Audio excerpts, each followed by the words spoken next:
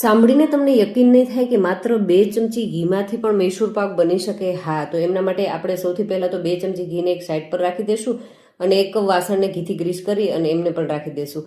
હવે એક બાઉલ ભરી અને નાયલોન કોપરાનું ખમણ લીધું છે, એ જ પોણું બાઉલ ભરી સાકરનો પાવડર ને એ જ આખું બાઉલ ભરી અને દૂધ ઉપર જામેલી મલાઈ લીધી છે. મિશ્રણને નીચે જ સારી રીતે હલાવી મિક્સ કરી લેવાનું છે. ત્યારબાદ મીડિયમ ગેસની ફ્લેમ ઉપર ચડાવી અને કન્ટિન્યુ એક જ ડાયરેક્શનની અંદર ચલાવવાનું છે અને 50% જેટલું કૂક થાય ને ત્યારબાદ તમે જોઈ શકો છો કે થોડું એવું થીક થઈ ગયું છે. ત્યારબાદ એમની અંદર આપણે 1 ચમચી ઘી છે એ ઉમેરી દેવાનું છે અને કન્ટિન્યુ એક જ ડાયરેક્શનની અંદર ચલાવીશું અને જોવાનું છે કે જ્યાં સુધી એકદમ ફ્લફી ન થાય, જાળીદાર ન થાય, ત્યારબાદ જ એમની અંદર 1 ચમચી ઘી છે ઉમેરી દેવાનું છે. હવે એમનો કલર ચેન્જ થવા દેવાનો છે ને એકદમ સરસ જાળીદાર થવા દેવાનું છે અને એમની જાળી છે આપણે બિલકુલ હળવા હાથથી જ હલાવીશું જેથી કરી એને જાળી છે એકદમ ઓછી ભાંગે અને ખૂબ જ સરસ પોલો એવો આપણો મૈસૂર પાક રેડી થાય. અને સરસ એમનો કલર ચેન્જ થઈ ગયા બાદ ઘીથી ગ્રીસ કરેલા વાસણની અંદર લઈ લેવાનું છે. ઉપરથી પિસ્તાની કતરણથી ગાર્નિશ કરી લેશું અને 1 કલાક માટે ઠંડુ થવા દેશું. ત્યારબાદ એમના કાપા લગાવી લેશું અને ઢાંકીને ઠંડુ કરવાનું છે જેથી કરી એનો કલર છે 3 કલરની અંદર સરસ મૈસૂર પાકનો આવી શકે અને 8 થી 10 કલાકના સમય બાદ આ રીતે એમના સરસ મજાના પીસીસ થઈ જશે.